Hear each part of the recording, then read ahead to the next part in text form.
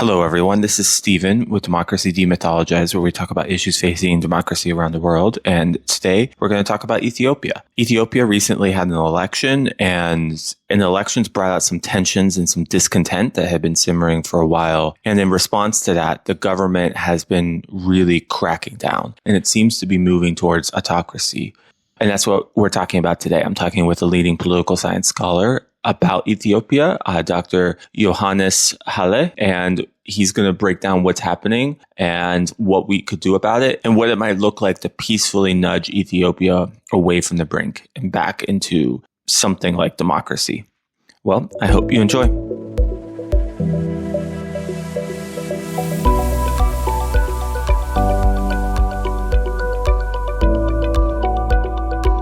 Hello, everyone. I'm here with Dr. Yohannes Haile Getahun. How are you doing today?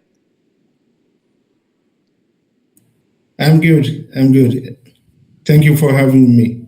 Yeah, no problem. You have been doing a lot of research. You've studied a lot about Ethiopia.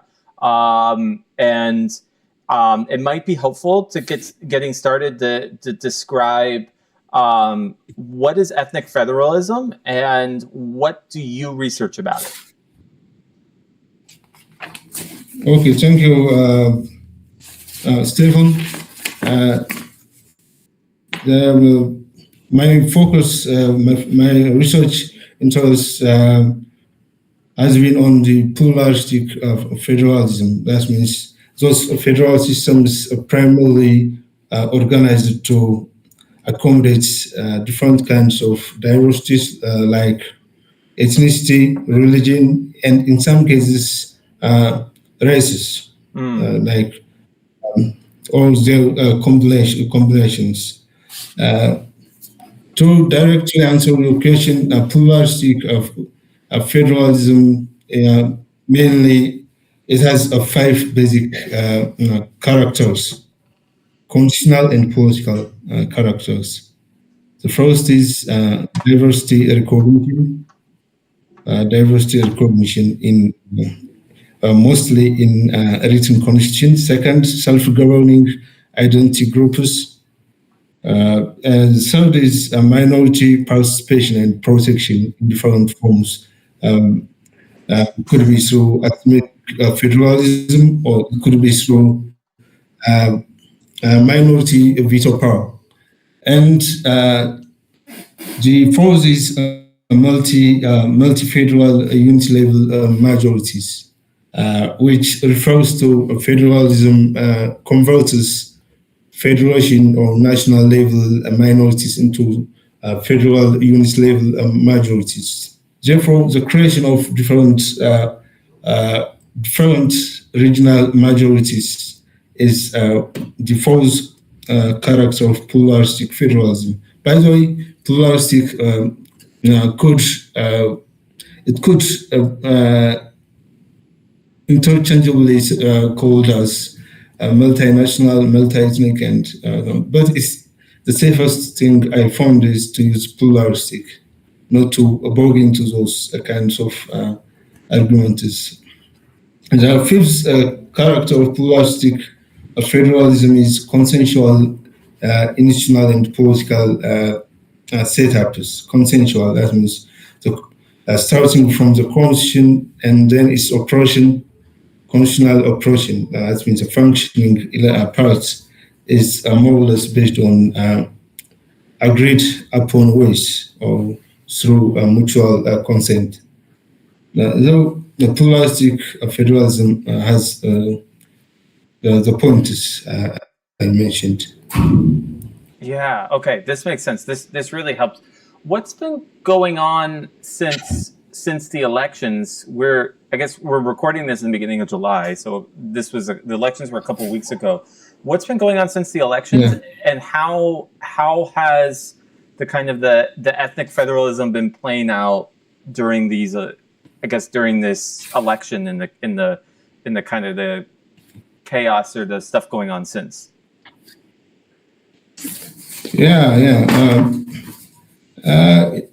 Electoral democracy and federalism have a very complicated interplay here in Ethiopia. Basically, of course, some that means minor competitive aspects of the election are shaped after ethnic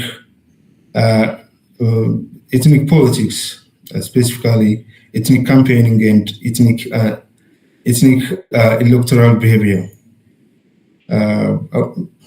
which works outside of major towns, including the capital city. But it's good to say that Ethiopia is more or less identified as a country of electoral authoritarianism, and some said even it's a closed autocracy, which is below flawed democracy according to the policy form. And for some, it's a hybrid regime. That means also known as anocracy, unusual combination of some democratic element with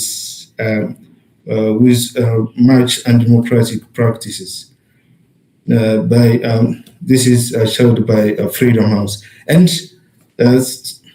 the election, that means the latest election, reflects these characters. The ruling party, when landslides those constituencies, it had deployed its candidates, and some opposition parties, that means parties closely working with Prosperity Party, have managed to secure some seats in the federal parliament.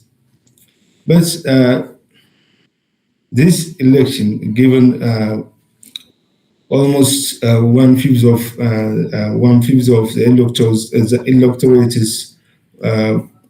were out of the polling list. That means in some Amhara, in some parts of the Amhara region, in some parts of the Oromia, and in the full regional Tigray. So,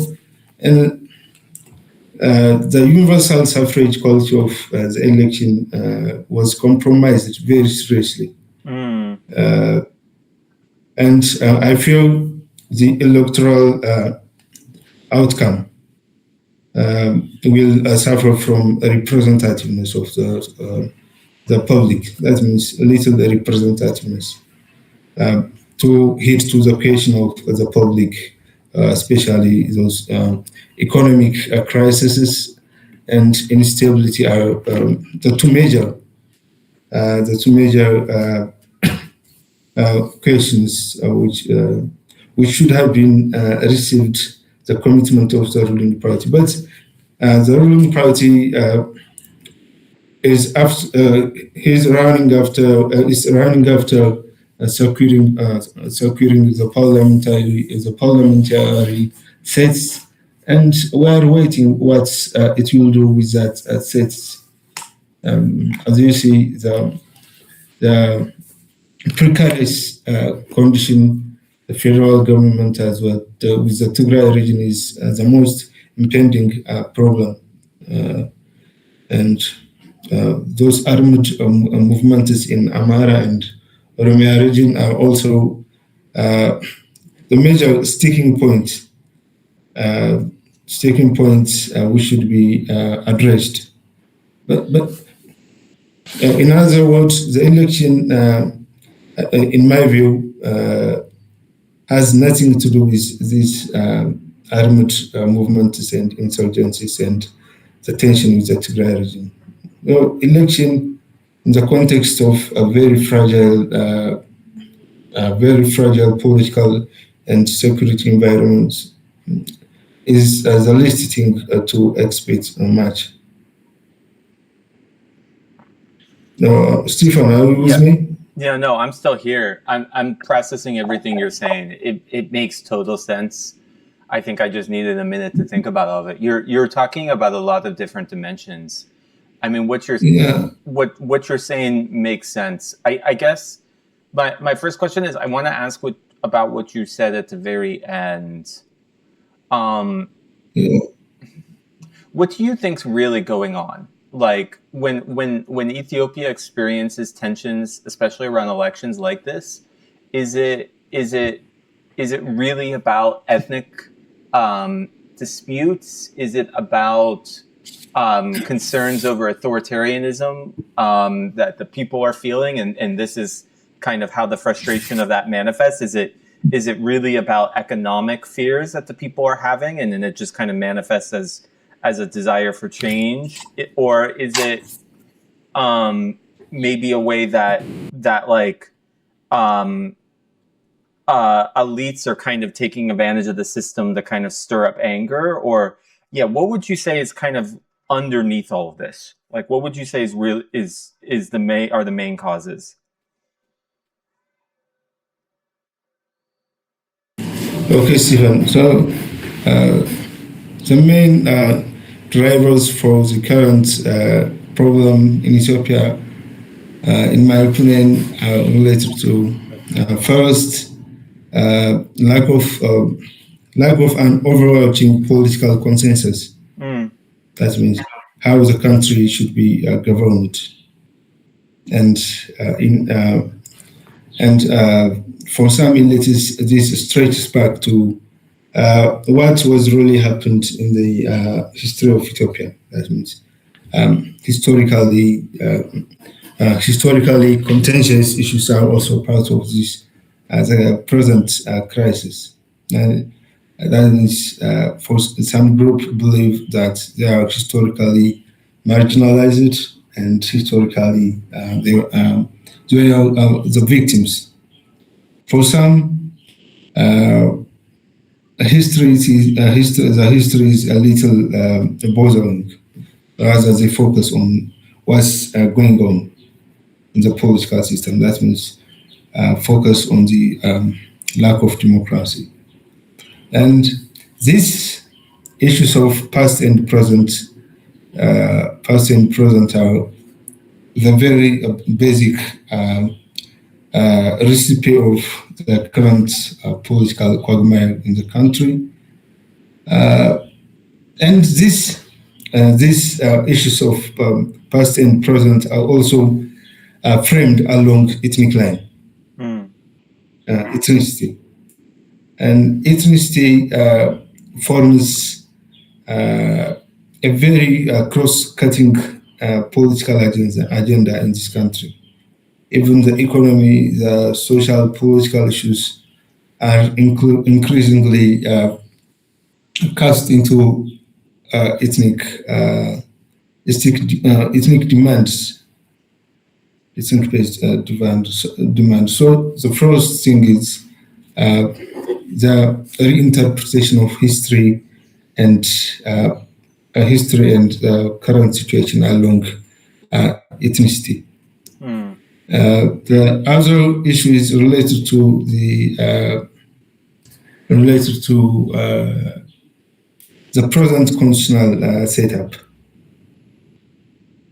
Of course, this is related to again with the past, because the constitutional making system for some is flawed, and it needs to be rewritten.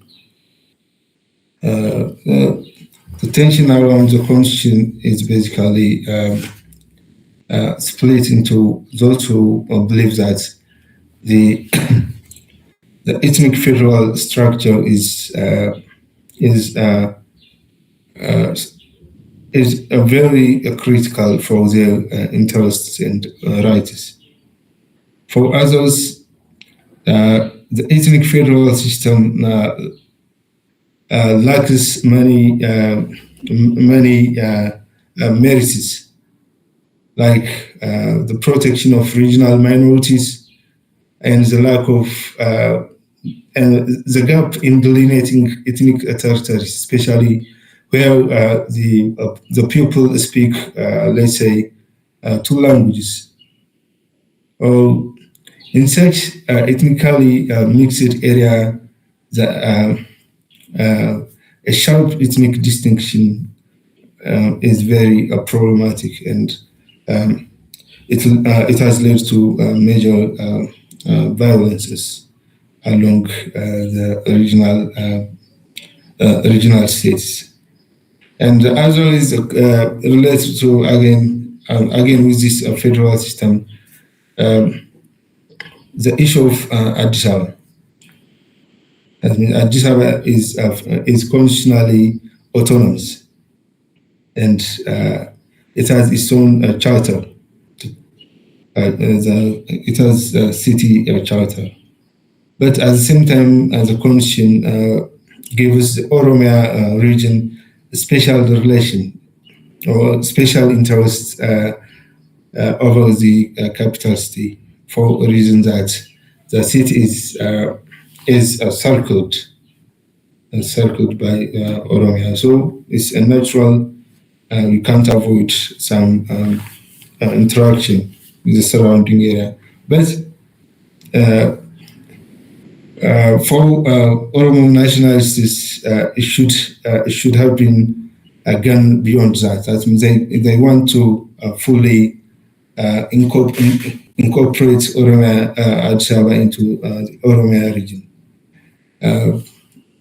But as you see, the Oromia regional constitution declared that I think around 2003 or in the early 2000s declared that Addis Ababa is the capital city of Oromia.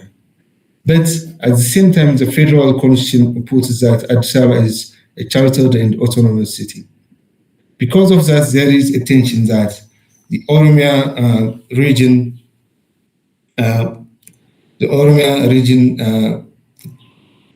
claims the city as its capital, but it has the mandate to rule the capital. So this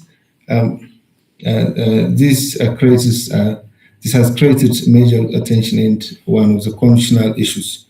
And as you know, it is included in the agenda of the National Dialogue Commission, the issue of Addis Ababa, alongside Dredo and other region. And the most recent, the third issue is related to economy. The economic problem, especially the inflation. Inflation, which has jumped to skyrockets since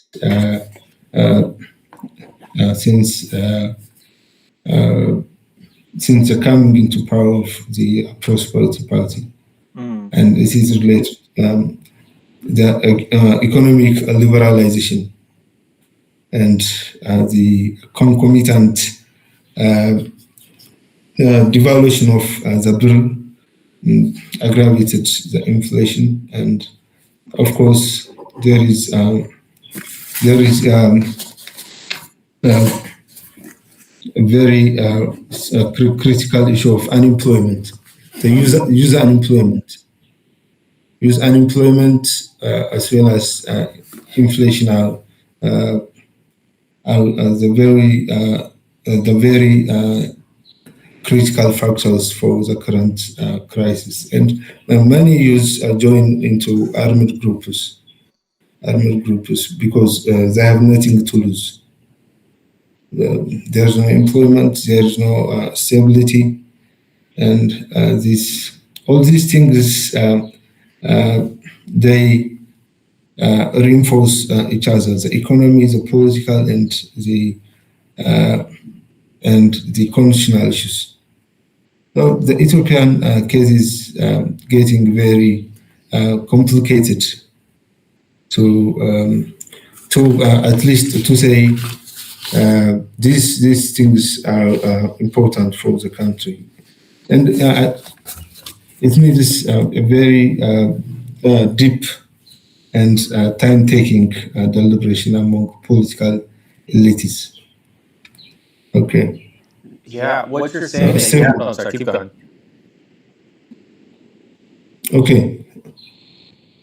I was saying what you're saying makes sense. I mean, you're given you're given a lot of factors here, and I can understand each one of them, both political, economic, and everything else. Constitutional. I guess in my mind that was also political. It was just a different type of politics. But yeah, what you're saying makes sense. What do you think? My other question is like, what's the feel on the ground right now? Like, as you kind of interact with people in your area in Ethiopia, like, what's the mood? Are people angry? Are people like righteously indignant? Are they resolved and sad, like defeated, or kind of what's the feel after all of the, after the election and after all the violence that broke out? Okay, as far as my daily interaction is,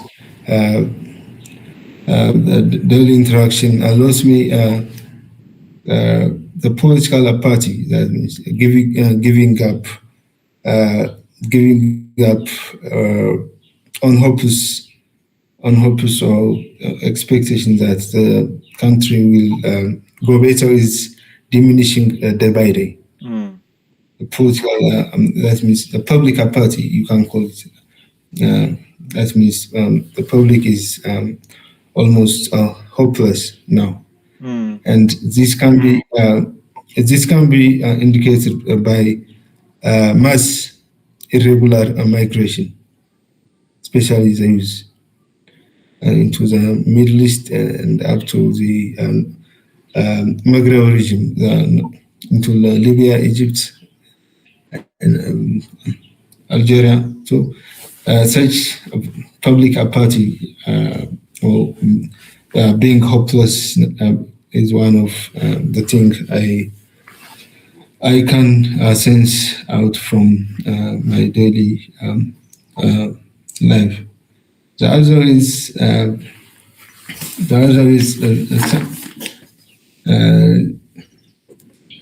the expectation that means you can interpret as the exact converse of the first one. Some people, especially the elderly, they expect things would improve through time, because it seems from by reading their own experience in the 1974 revolution, and during the Derg regime of Ethiopia, which stayed in power for 17 years, and the other crisis of in the early 90s. Such personal experience of the peace and stability gives the elderly people, all those roughly those above 15 years old, seems more or less with some expectation. That means it will improve like it had been in 70s, in 90s. They tell me that every day. Some expectation. The other is very aggrieved feeling among the youth to join politically mobilized armed groups, and even there are some bandits without any political purpose, simply for looting cars and passengers on the road. Aggrieved youth is one of that means it's a conversion the convention for the political crisis of the country. Well, we have such a mixed feeling among the public, the apathy, and some expectation, and aggrieved or annoyed users. These are more or less, I think, explain the feeling on the ground. Yeah, Stephen. This makes total sense. I mean, it seems like this is a very sad time when people are defeated and things are adrift. How do you think this is going to play out in the long term? I mean, one example I'm thinking about is in the U.S. We often seem to be having times when democracy seems on retreat, and then we have times when, you know, it seems much more ascendant. Like, this definitely seems like a time, from what you're saying, tell me if this is wrong, but it seems like a time when where authoritarianism is on the rise currently in Ethiopia. Do you think, you know, this is it? What we're seeing is basically authoritarianism winning, or do you think there's going to be counter wins in the opposite direction in the future, as, you know, politics kind of goes in its cycles? Yeah, how do you see this playing out?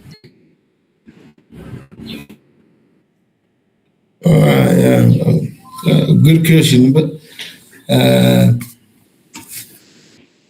so the Ethiopian problem is more or less the failure of the transition process. That means a failed democratization process. The public had a brighter expectation back in 2018, and the government had very enormous public support during that period. It has lost very quickly after 2021, with the beginning of the conflict in the north. And this, as I said, the field of the unsuccessful political transition could be rectified, or it could have been rectified through some measures which are known to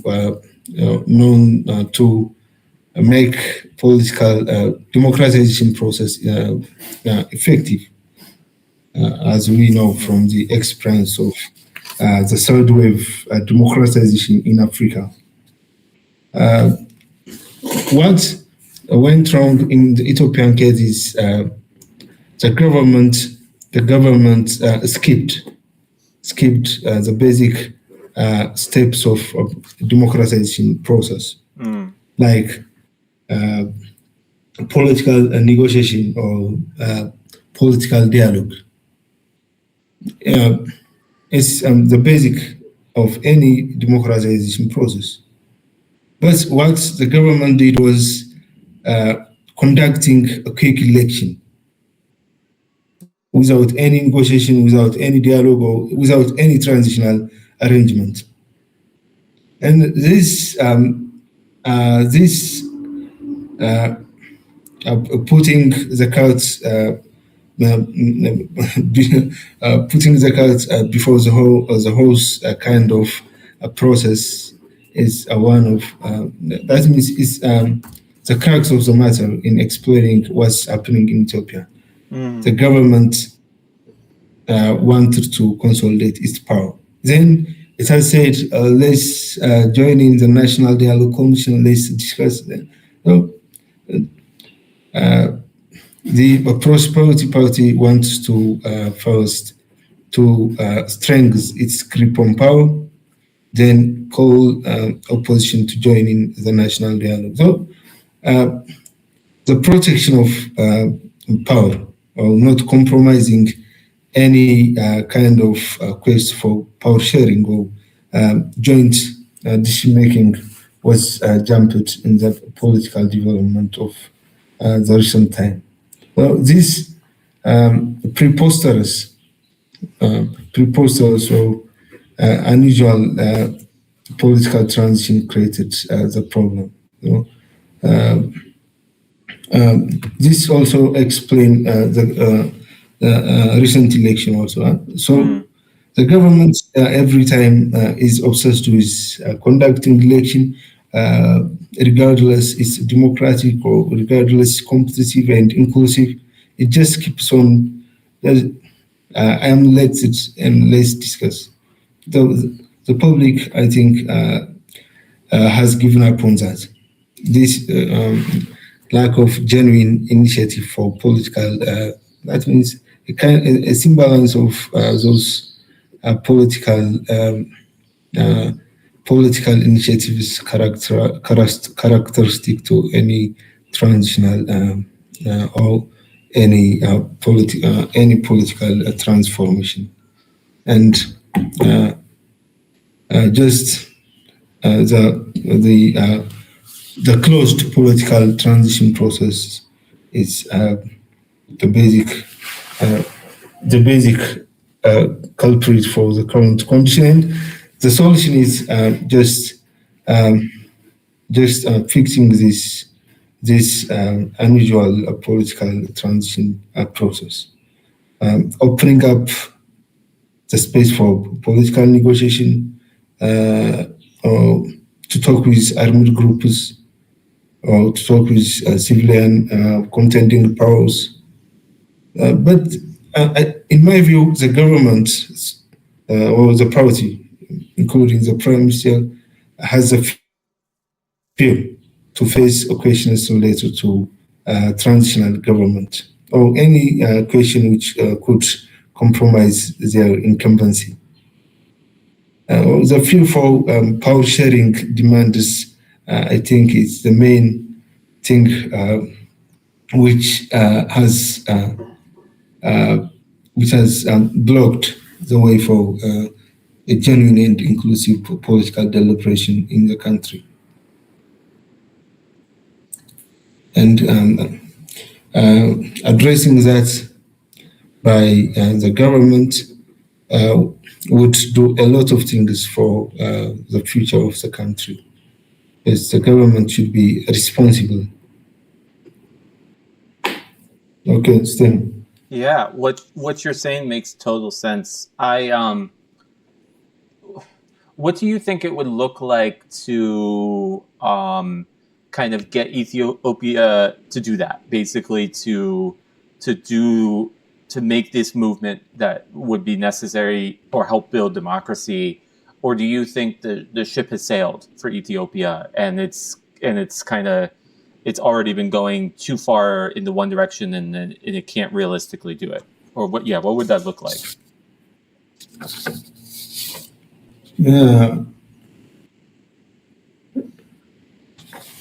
Well, the more this political division and polarization continue, that means it will get very harder to approach, even very harder to understand clearly. So, but the time is not up. Even it is fastly deteriorating. Things are here. So things has taken the direction which are very worrisome for the continuity of the country. And they differ from challenging the government to challenging the state. Mm. You know what I mean? This means they That means most of the armed groups, that means the non-state armed groups, they raise questions on the role of the state or on the national characteristics of the countries, including just they have started to question why we live in the Ethiopian state, and things are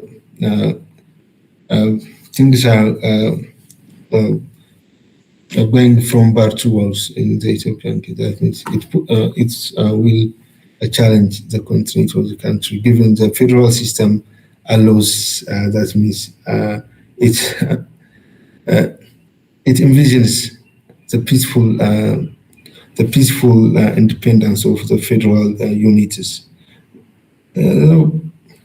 I think we have a very closing time to stop things, from deteriorating in this direction. And the unity of the opposition bloc, be the armed group or civilian opposition, is imperative to address such gradually stress things from happening on the country. And I have a very very pessimistic view on the possibility of a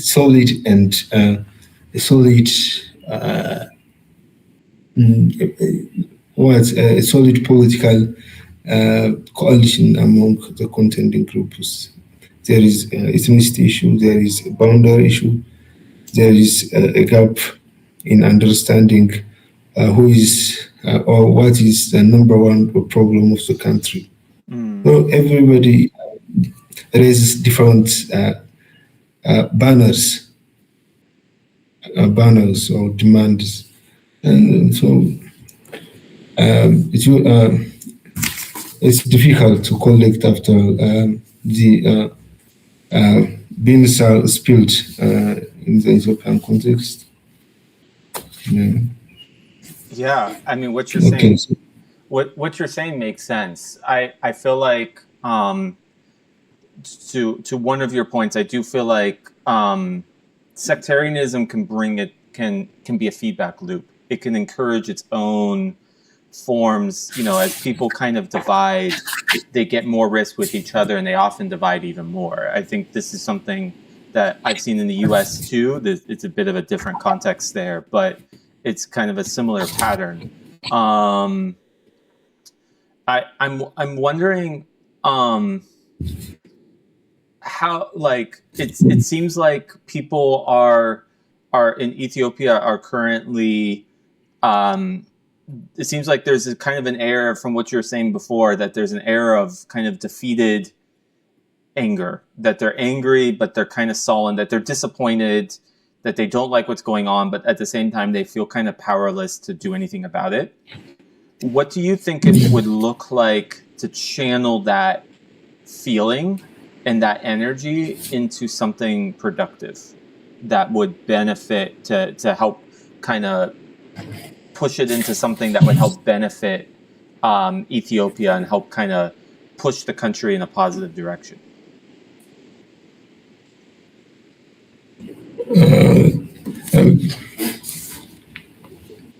Regarding managing the public hopelessness or on the country, or what's going on in the state. In my view, the mood of the public could be effective if it is channeled into peaceful political movements, like different. We have very limited experience, though, there are some political movements in the form of public protest organizations or political parties. They are very articulated and well programmed political parties, but they have a very narrow social base. And the use of the general public, at least those with some education, could contribute a lot if they be part of these political movements, political parties, and it's all peaceful political activities. So the blowback of the government against these political movements and parties is the problem here. I mean, the public would give up that peaceful struggle, peaceful protest would make anything better. But nevertheless, it's good to stay in the peaceful political struggle track. And different actors or stakeholders should advocate for users to channel their feelings through peaceful political actors, and this could include the media, through political parties, through civil societies. All these things should be they should be animated, even though the political space is getting very narrow, but it's this party, media, and civil society should come first. So the armed or the violent means, in my view, they wouldn't do anything better, because the cost of armed struggle is very that means it's uncomparable with what benefits it could bring with it. Joining peaceful political forces, civil society, and using media like social media and other platforms is an important resource, I say, to impact positive changes in the country. Yeah, what you're saying makes sense. I could definitely see the value of, peaceful protest has historically had a lot of value in different parts of the world, and same with social media. As somebody who's been analyzing this, what's your prediction?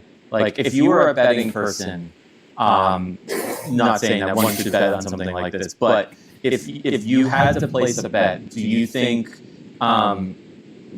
would you place a bet on the fact that Ethiopia will eventually make a transition towards democracy, or would you place a bet that it would kind of fall into the type of authoritarianism that we're currently seeing now?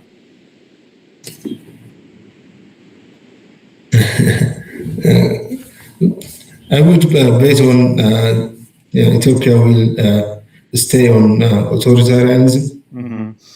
Authoritarianism, and that's the usual cycle. Then the burst of that major violences, or that means political uprisings. Then again this time these political uprisings or violence are quite different from what was happened earlier in the country. Because, as I said, we have now an ethnic federal system, and ethnicity has consolidated very, very consolidated. Well, it is now crystallized into a major political and organizational principle of the country. So this violence, or a public, the public uprising, or the even some major conflicts would lead to the state collapse, at least to a state collapse. So I would bet that the country will, if things continue in this way, in the current way, the country will face a very serious state collapse, with some, with some possibility of some. That means very little possibility to stop that. That means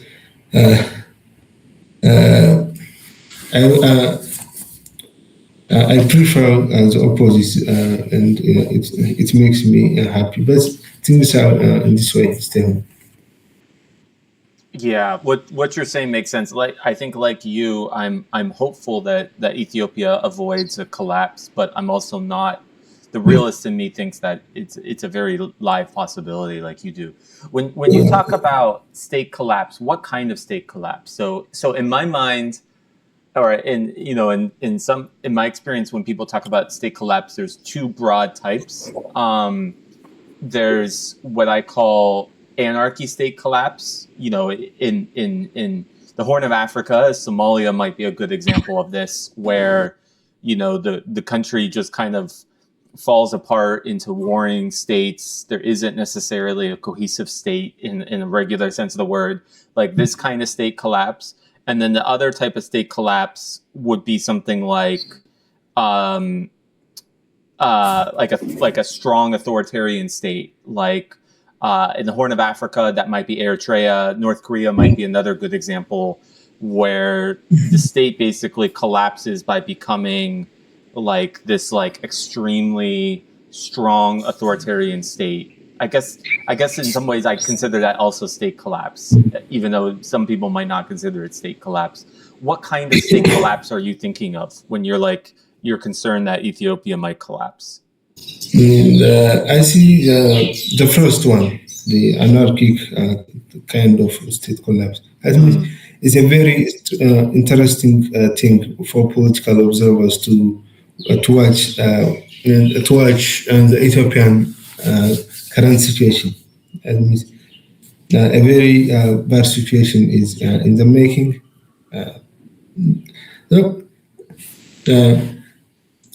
States, that means every state should be effective and legitimate, as in theory. Strong or functioning states, if it lacks one of these two things, either legitimacy or effectiveness, that means a kind of responsible and responsive government or state is leading the country is effective. Legitimacy, it could be in the form of economic legitimacy, electoral legitimacy, or futuristic legitimacy. That means I will do these things and will the country improve. This kind of legitimacy, which are expected in 2018, are now lost. So both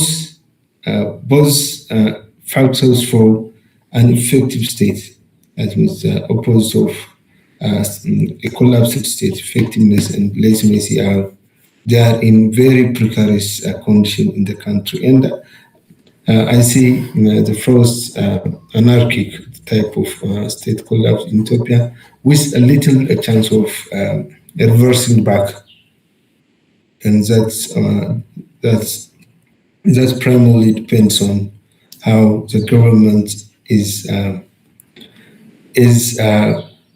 interpreting factors in the ground. That means the state has no control here in the Tigray region, for example, except some services like that means cyber services, internet, telephone, and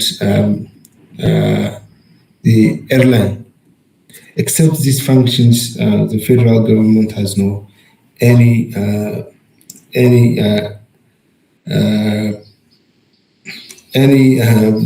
activity in this region. The same in most parts of the Amhara region. In western and southern Oromia, in Benishangul, especially along the border with Sudan. Then you can keep count on such vacuums, and when these vacuums are combined with ethnic polarization and conflict, things are the same as the anarchic type of state collapse.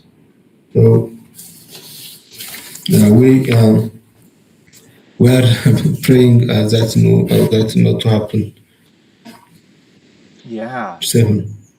This I would pray this doesn't happen either, but I could see why you would suspect it's going to happen anyways. I guess it seems like this is a bit of a kind of a potentially dark time in Ethiopia, where it's kind of on the cusp, and it seems like it hasn't gone over the edge yet, but it seems like it's teetering on the edge, and let's hope that the country's able to come back.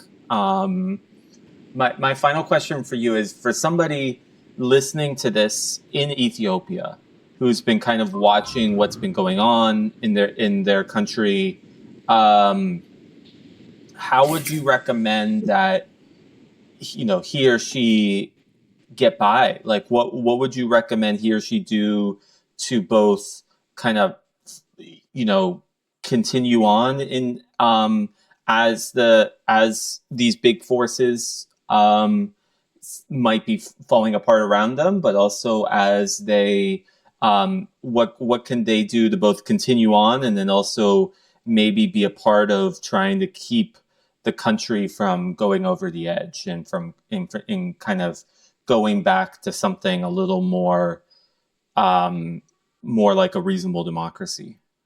Okay, the first advice would be just to put pressure on political elites. To seriously showing them the direction of political negotiation, choosing a peaceful ways, and it includes including also pushing the government to be honest about political negotiations and taking things together. The public, especially the youth or the educated stratum of the country, should encourage, not only pressurize the political elites to make compromise, to make concessions, and to reject a violent political method. The public see the violent ways as a lack of option. That's why the public is not frequently denouncing armed groups, even though it has suffered from the conflict in which these armed groups are involved. Shrinking the space for violent political approaches should be that's promoted by everyone, and just to show that we need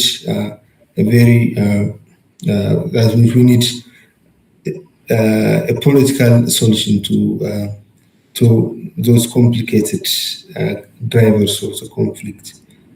Advocating for the peace by any Ethiopian is the first thing I see in revolting things.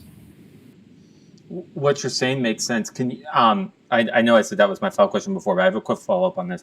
What do you think it would look like to, can you give an example of what it would look like to put pressure on elites specifically to respond in a non-violent way to the situation? You know, a non-violent, but I guess protesting way, like you're saying. Yeah.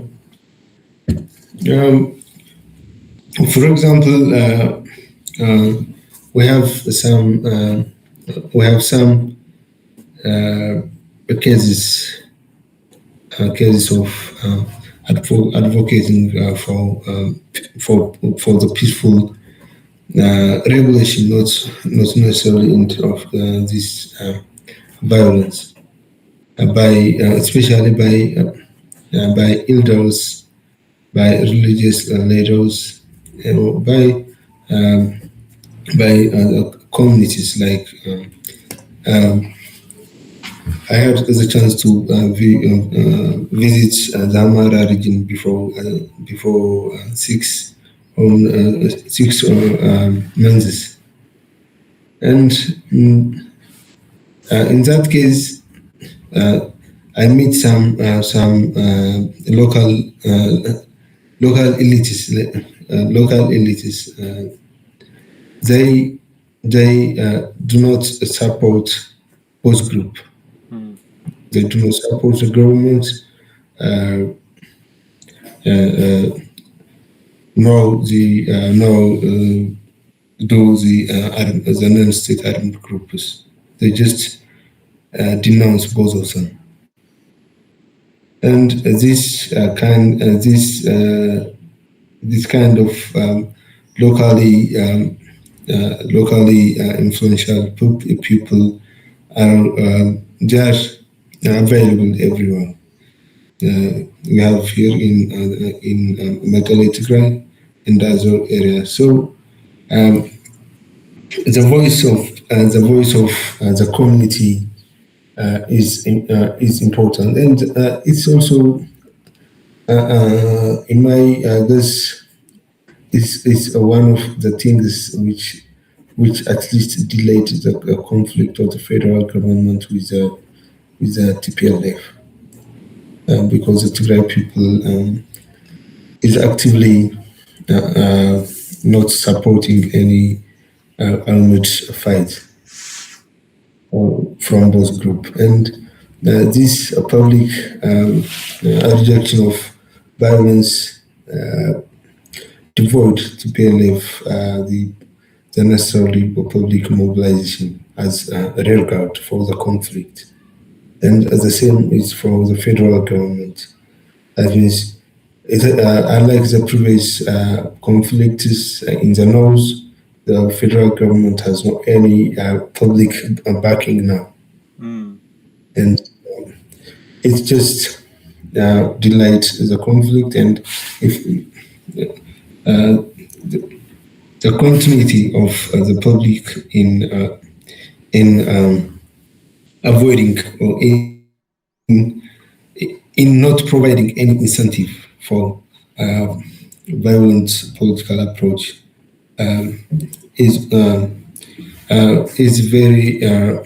very effective to end the conflict. And I think this is one of the factors which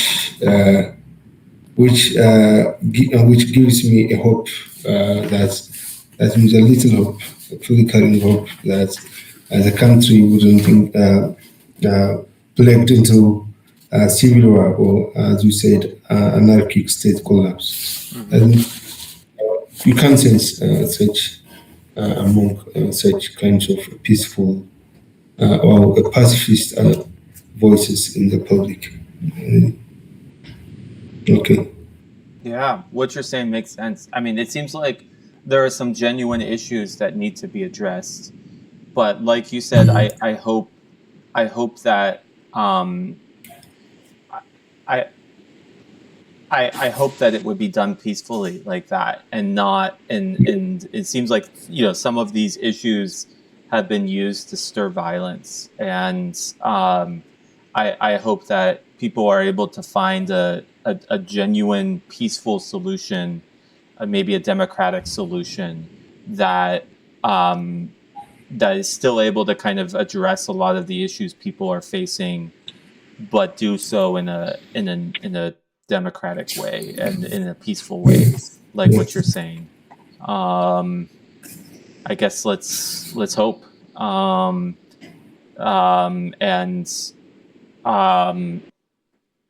that's what I also hope people on the ground. I hope that people kind of figure out a way to funnel that anger, the discontent, into something more peaceful and positive.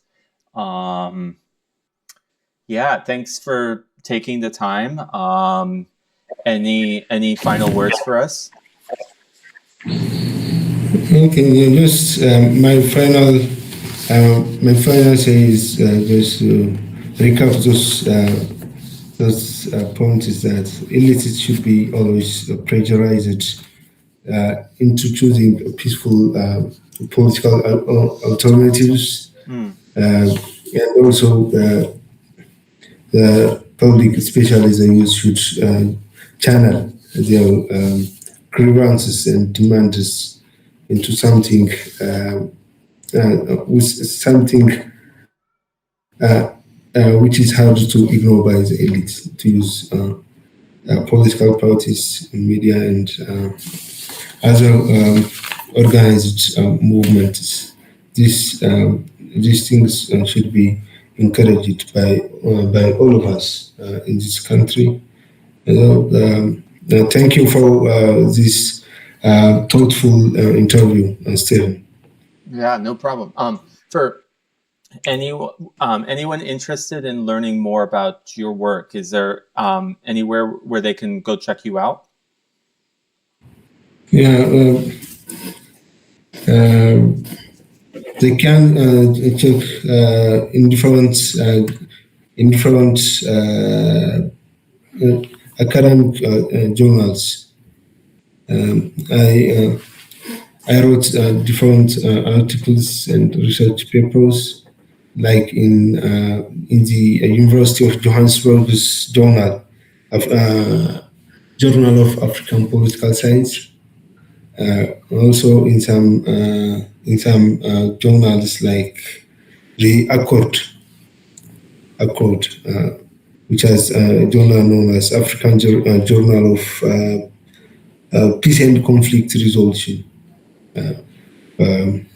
in which I wrote about the peace building role of the current transitional justice policy of Ethiopia, enacted just before 2 years. A simple browsing will pop that out. Thank you, Stephen. Yeah, perfect. Well, go check those out. I'll try to include those in the description below, and thanks for taking the time. Okay, thank you very much, Stephen. Have a good day. You too.